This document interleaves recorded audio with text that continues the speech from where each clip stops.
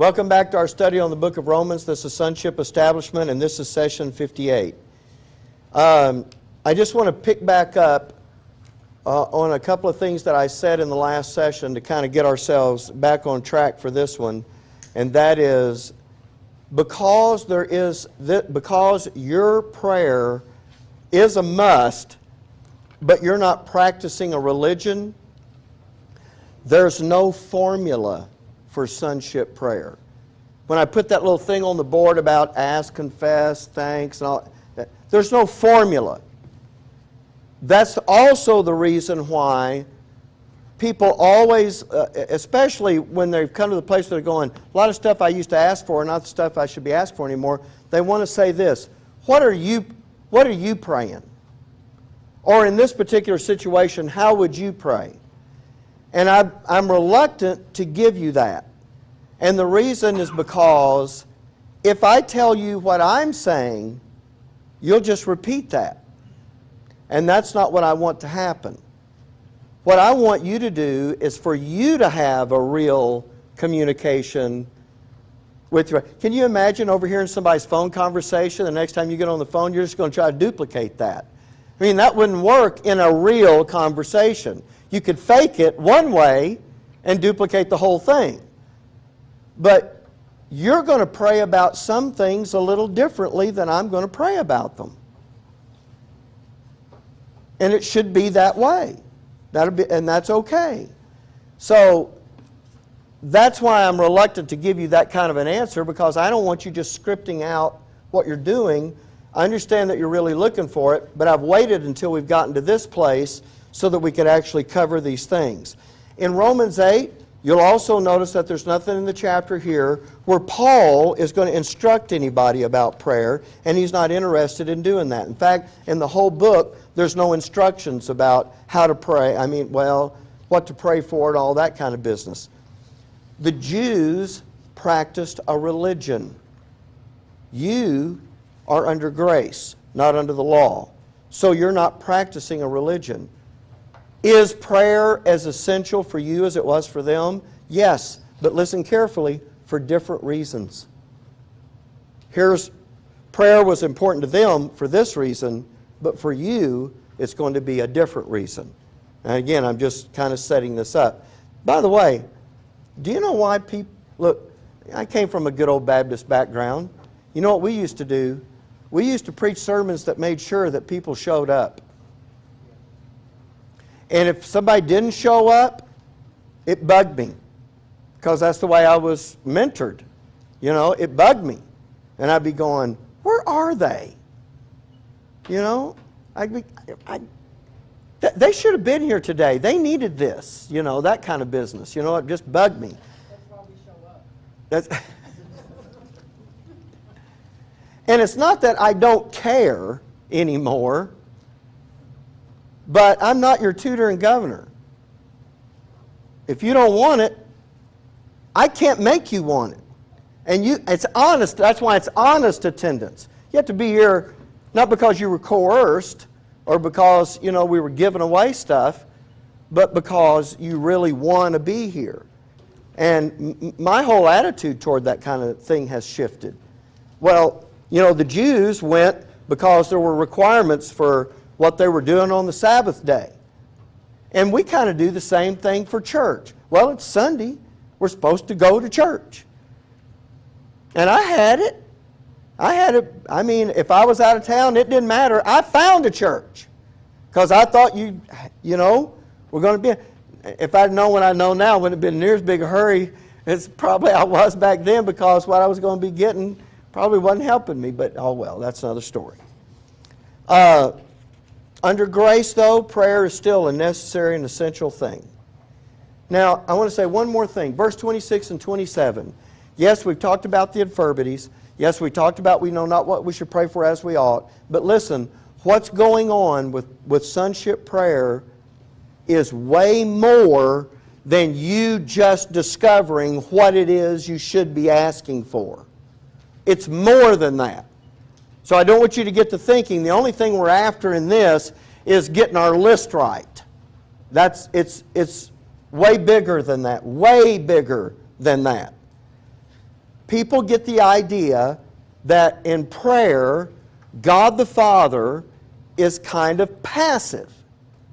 He's just sitting up there in a chair listening to prayers and doling out answers.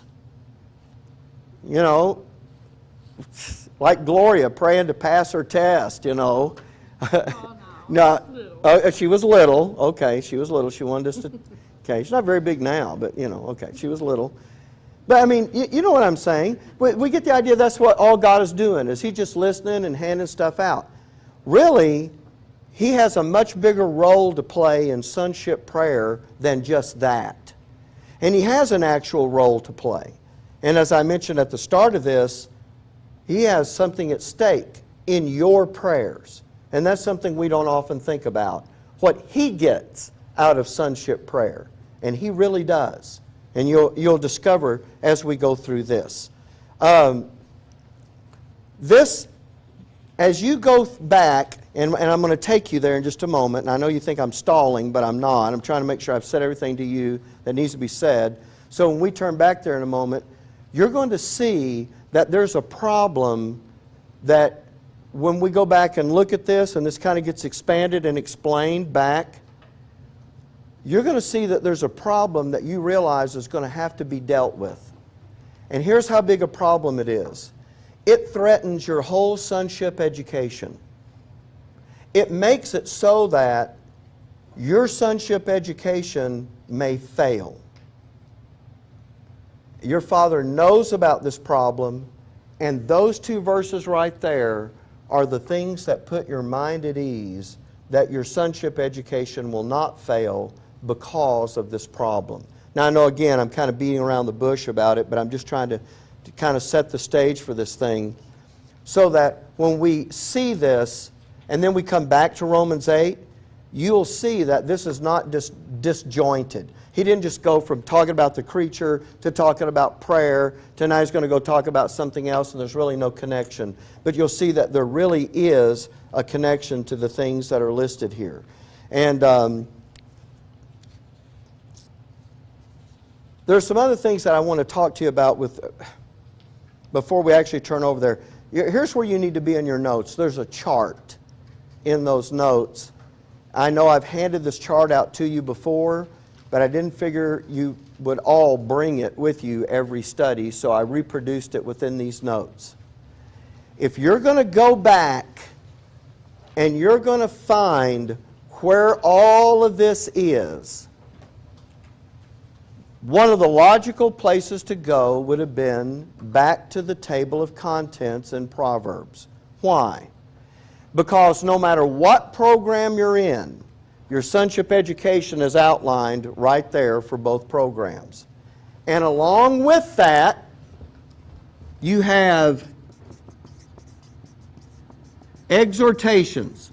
We did not go into the doctrine for Israel's sonship. We're not going to now either. But we did look at exhortations.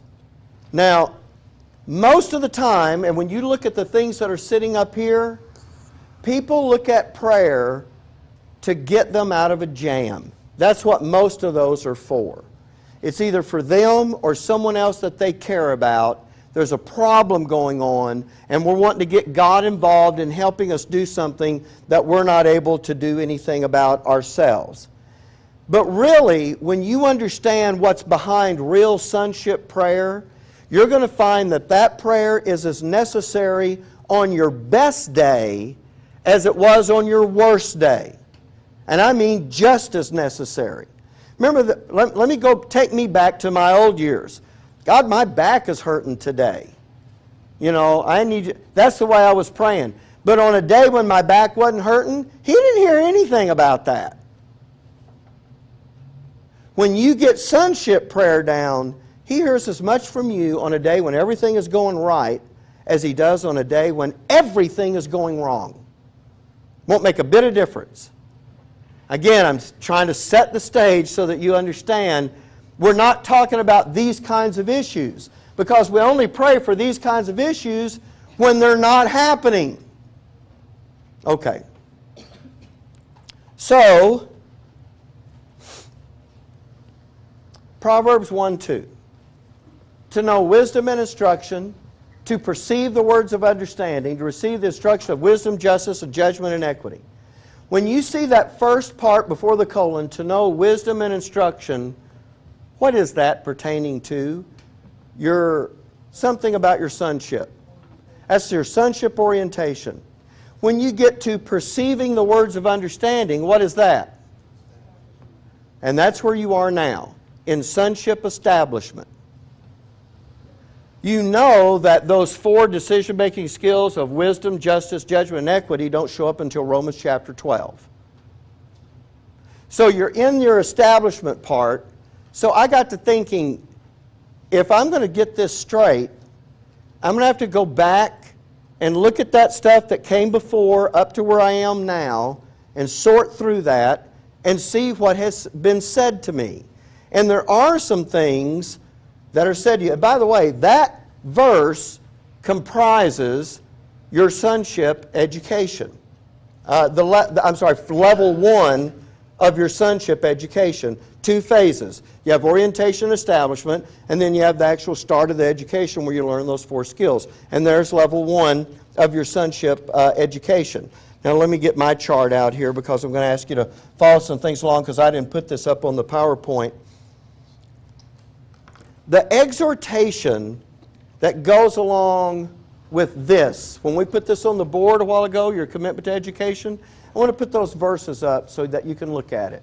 Now I want you to follow this closely. You know about part of this, but part of this we didn't cover. My son, if thou wilt receive my words and hide my commandments with thee, so that thou incline thine ear unto wisdom and apply thine heart to understanding. Why is it doing that? Yea, if thou criest after knowledge and liftest up thy voice for understanding, if thou seekest her as silver and searchest for her as for hid treasures, then shalt thou find the fear of the Lord and find the knowledge of God. Now, as you know, and we covered this, there are 3 ifs that are in this. And if you do these 3 ifs, then there's something that will happen as a result. Here's the first one. If thou wilt receive my words and hide my commandments with thee, so that, or to the extent that thou incline thine ear unto wisdom and apply thy heart to understanding, that is what we called honest attendance. That means you're really coming for that reason right there. You're really coming to get that wisdom and to get that understanding. That's why you're here. Not because I got a new dress, I want everybody to see it. Not because I bought a new piece of jewelry and I want to show it off. Not because I'm an American and this is what we do on Sunday. Not because of that, but because you really do want that wisdom and understanding, and that's why you're here. If there's the first F, here's the second one. Yea, if thou criest after knowledge and liftest up thy voice for understanding, and that was the interactive learning part of it. Remember? And that actually had 2 parts to it. I know it's been a while. Does anybody remember what those 2 parts were? We only focused on one. I mentioned the second, but we didn't really discuss it.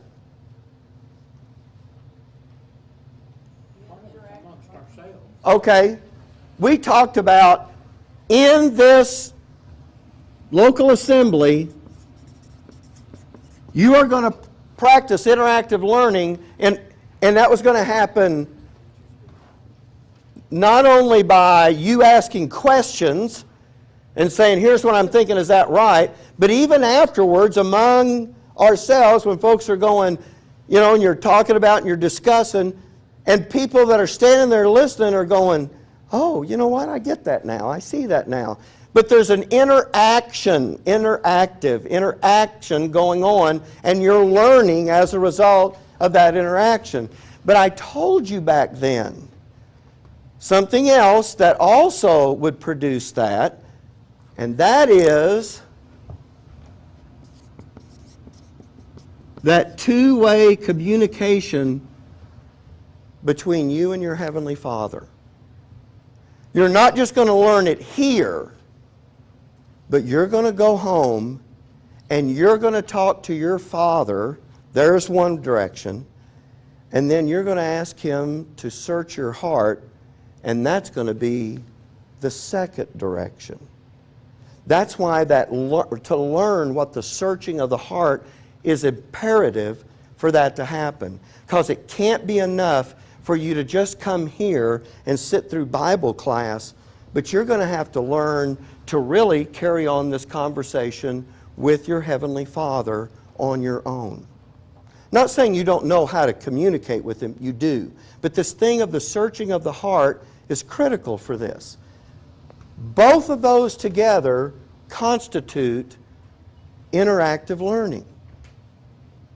Part of that is happening up here. Part of that is happening privately with your Father. Do you remember me talking about that? Now, I know we didn't do the detail on that. Well, guess what? It's the part we didn't detail that we're now going to be forced to look at. And the third if is in verse 4.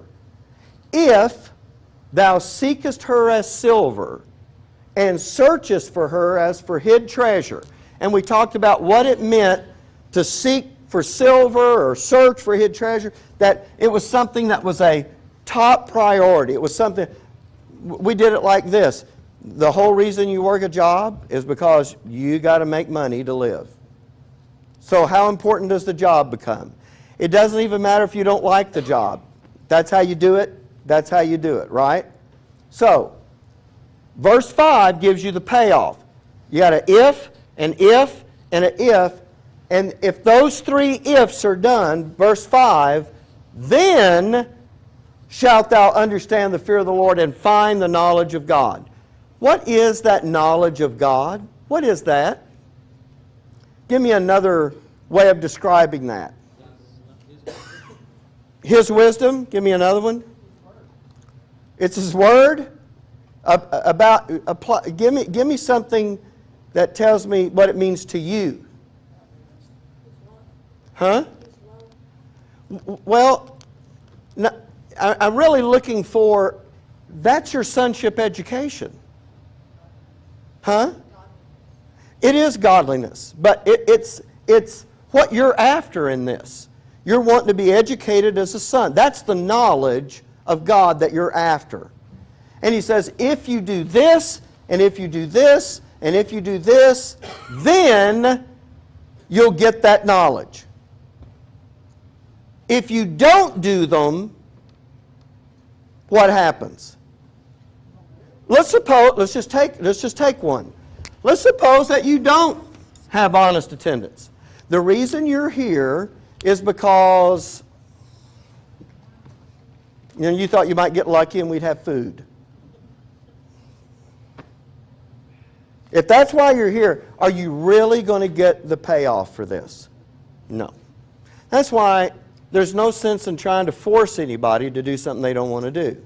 If they're not really here for that reason, you're kind of spinning your wheels. If you've got questions, but you're never going to try to get those questions answered, is this going to work? If this is not a big deal to you, I can take it or leave it. Is this really going to work? Now let's do the one we left out, because this is the one we're headed toward. If your Father is not searching your heart in a real two-way communication, that if tells you that if that's not happening, this won't work. And that is the driving purpose that makes prayer a must. Your sonship education is built so that if you're not having a two-way communication between you and your Heavenly Father, this isn't going to work. He has built it so that is an essential part of this. And you can attend every Bible class, you can ask every question, you can talk with everybody else in class, and you can make your whole schedule around this.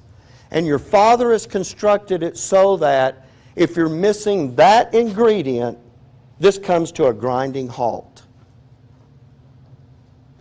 And that's what he wants you thinking about when someone says, why do we pray?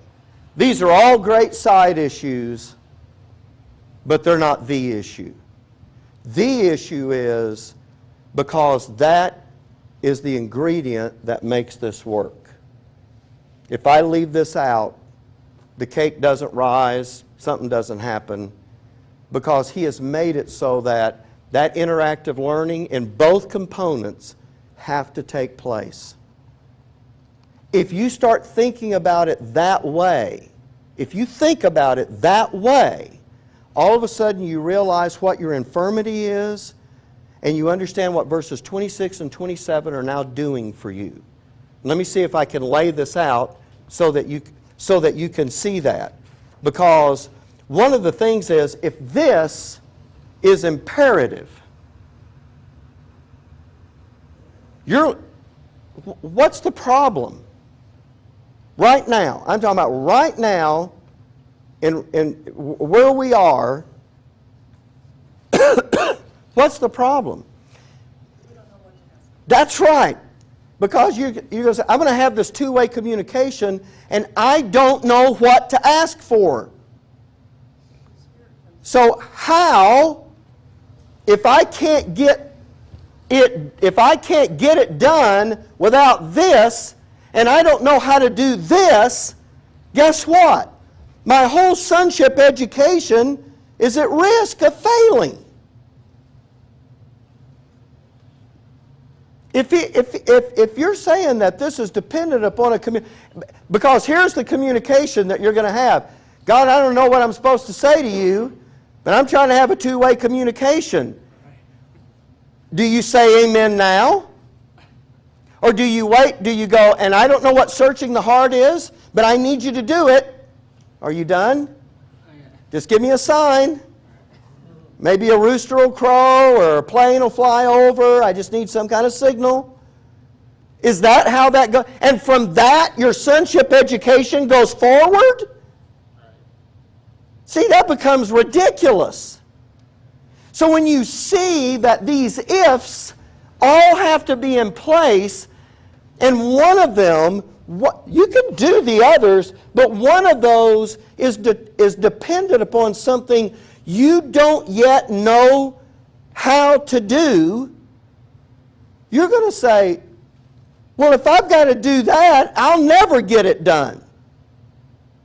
And here's what he's going to tell you. I'm sorry. There they are. Now I want to back up. The Spirit itself helpeth our infirmities. For we know not what we should pray for as we ought. He knows you don't know that yet. But the Spirit itself maketh intercession for us with groanings which cannot be uttered. Now someone's going to come along and go, oh, they're speaking so we're supposed to do that in a heavenly prayer language. Listen, it cannot be uttered. He didn't say you'll utter it, you just won't know what you're saying. He said you can't utter it. You know what that means?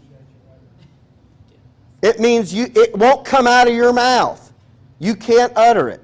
Who's doing the groanings here, by the way? The Spirit. He's doing something you can't do. And that's the point I wanted to get to. If you've got to do this in order to make this work, and you don't know how to do it, here's basically what he's saying to you. I know you don't know how to do this yet. But don't think that your sonship life now is going to fail because of this, because I have made a provision here that until you do, the Spirit is going to make intercession for you. Now, he's not saying to just everybody, and you understand this is very specific. He's not saying, it's not like you saying, well, God, I don't know, should we go visit Grandma this summer and see her? now, or do we wait till next summer when we could, and I don't, I'm not sure. So I know the Spirit's making intercession for me right now. That's not what he's talking about. By the way, even if he was, how would you know where you were supposed to go this summer? You wouldn't. So my point is this. When it comes to the two-way communication between you and your Father, now let's talk about that. Do you remember back when we went through these verses, and I determined not to reteach it to you here because you've already got it in Sonship orientation, but do you remember when we talked about prayer, we talked about the change in relationship where your Father was no longer going to deal with you as an omnipotent, omniscient, omnipresent, omni-whatever God that knew what you were going to ask before it ever came out of your mouth, because he was now going to deal with you, a real father with a real son. If he was going to know what was going on with you, what was the way he determined to make that happen? You have to tell him. It's just like a real father. If my dad still lived off in East Texas and I'm out here, I don't call him up today and say, Dad, well, you know how the thing went today. He doesn't know. I have to tell him about it. And that's exactly the way your Father now deals with you. A real father to a real son. He's not going to do the Israel thing. I know what you're going to ask for before you even ask, and all that kind of business. That's not how you deal with that relationship. So because of that, a real two-way prayer, your part is saying to him, what? Whatever you want him to know. Look, do I ever say to my Father, I'm having trouble understanding this? Yes. Do I ever say to him, do I ever tell him about y'all? Yes. I tell on y'all all the time. Do I ever, I'm carrying on a conversation. In fact, I know it gets wild. I'm just telling you how it works in my mind. But sometimes I think, I'm telling you about something, but I'm kind of assuming some things. Am I supposed to tell you about that too? It kind of gets crazy with me sometimes. But I'm really trying to, I'm looking at that. And in the beginning, it's just like getting on that bicycle that no longer has training wheels on it, and you feel like you're just all over the sidewalk. But the more you get used to doing that, and you're going to have to do this on purpose. This is what's going on in my life. I can remember when I would call and talk to my mom. She'd say, what's going on? And you know what? Now I got to fill her in. I got to tell her what's happening. There's where your Father is. So it's not so much about I need stuff. It is all about this education can't work unless I'm going to talk to you. If I'm not going to talk to you about this, this is never going to get off the ground. Oh no, because I don't know what to pray for. And he says, don't worry about that. I've got that covered until you do learn it. The Spirit has a job to do with regard for you on your behalf, and he's going to cover that. It would be like me and Tommy going out to eat, and we drive 30 miles to the restaurant, and when we pull up, I go, I don't have my wallet.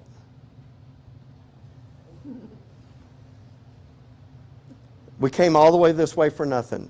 If Tommy says, actually I should have done this with Billy because this is the way it really happens. I go, I don't have my wallet. And she goes, I've got mine. But you know what she's really saying? Don't worry about it. I got this. What you can't do, I can. That's why these verses are meant to be a comfort to you, because you realize that if you don't get this done, your sonship life is going to halt. And he says, don't worry about not what you don't know holding you up. The Spirit brought His wallet. He could cover. Does that make sense? Are you understanding what I'm saying? John, you had a question? Now, I know it's probably jumping ahead, but now where does that two-way prayer come in? Well, okay, that is the next part, so let's take a look at it. Let me get us back up to where we were. Right here. Then shall... Oh, I'm sorry. No, I'm sorry. Where was that? I guess I was back over there. Verse 27. Here's the second part. John's asking, all right, that's our part. What's the other part? And he that searcheth the hearts knoweth what is the mind of the Spirit. The part you do have to know is what is the searching of the heart. If we had started in Genesis 1 and been taught this Bible up to Romans 8, when you read verse 27, you wouldn't have been in the dark at all about that. You would have already known what that was. You would have seen a son in Israel's program lay that whole issue out in a sonship context. And you would say, I already know what that is. So then, even though you don't know what to ask for each time, here's what you do know. You do know how to let your Father talk back to you. That's the searching of the heart. So one is, I'm telling Him, and the second one is, in the searching of the heart, now He's telling me. That's the two-way. So what is the next thing we have to do as an assembly? We've got to go back and find out how we do the searching of the heart. How that gets done. And that is the thing for us to do. Now, I knew good and well when I started this that this was not going to get done. I was going to get to this point, but I was not going to be able to go any further with the searching of the heart. I knew that. So that's what's going to happen. When we come back next week, knowing this. By the way, I just feel like we haven't done this justice. But we're going to come back and we're going to go back to... Where, by the way, is that issue? Psalm 139. Woo! Tommy's going to take us to Psalm 139. He's exactly right. Is there any other place we can go? There are. There's a couple of other places we can go where that issue gets laid out. And we're going to learn the searching of the heart so that you could get that other communication coming back toward you. And when you're going to be talking to your Father, but you understand this is all predicated on I'm talking to Him. I'm spending time with Him. I'm letting Him know. I've given you little hints about this all along. Remember? Tell Him about your day. Remember me saying that? Tell Him about your day. When you go home today, look, many of you may do what I do. When I lay in bed at night, and I do this a lot in the mornings. When I wake up in the morning, I may lay in bed for 10 minutes, and Billy will come in and she'll be talking, and then she'll look and she'll go, "What are you doing?" And I go, "I'm praying." And she goes, "Oh, sorry." Kind of like, "Oh, I walked into the holy sanctum," But I'm just laying in bed and I'm just talking to Him about my day. I'm talking about things that I'm thinking about, things that I'm thinking about doing. And it's not, I do talk to Him about everything, but there are some things with regard to my sonship that I'm really trying to get to. We're doing a little building, and yeah, I do talk to Him about that, but not near as much as I do the other stuff. Believe me, those weeks when it was hard for me to kind of get my mind wrapped around what we were doing, I had lots of conversations. I can remember getting up from my desk, sitting in that chair beside my desk, and just talking about it. And you know what's really crazy? I have a whiteboard right behind there, And just like I talk to you and I think, oh, I need to write this down, I'm writing it on the board like I want to make sure he sees it. You know, I don't know. It's crazy. I'm just thinking. That's just me, you know. That's just me. But I'm trying to get that. That's what I'm saying to you. You're just going to have to start having a conversation with him about this. If you don't, then you might as well quit. Because it's not going anywhere. Don't worry about the infirmities. He's covered that. Now what we have to worry about is, how do I do the searching of the heart? That really is something that you're after anyway. That really is something that you want as a part of your prayer life. And I'm anxious for us to get it. Okay, so we're going to stop here. Now, I apologize because I know this is disjointed. And I think the notes do a better job of kind of having a flow of this information. But as I'm looking at the clock and I'm making sure that we get all of this in, I don't know, I kind of jumped some. I did go back and fill in a, there it is. John? So when we were